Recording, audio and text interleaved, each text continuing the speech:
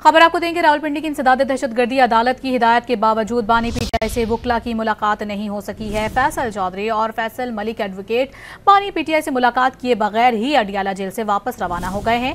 मजीद बात करेंगे, don news के नुमाइंदे ताहिर नसीर हमारे साथ मौजूद हैं। ताहिर, इससे मुतालिक क्या बताएंगे आप?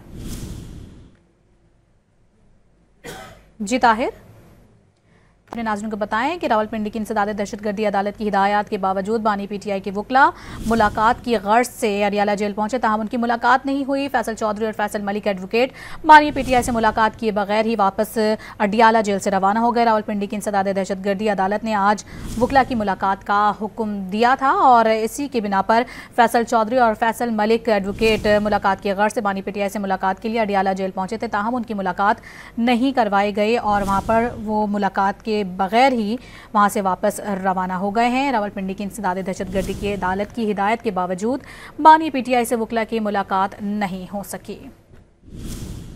क्या आपको बताएं कि इस्लामाबाद हाई कोर्ट में आफिया सिद्दीकी की रिहाई की दरखास्त पर समाअत के दौरान दिलचस्प रिमार्क सामने आए। इस्लामाबाद हाई कोर्ट ने वजारत खारजा को समरी वजीर आजम को भेजने की हिदायत की। रिमार्क्स दी कि वजीर आजम को समरी भेजें, वो देखें अमरीका जाने वाले वफ्द का खर्चा कौन देगा। अगर समरी वजीर आजम तक नहीं पहुंचती तो उस पर पीटीआई लिख दें, पीटीआई लिखने से जल्दी पहुंच जाएगी।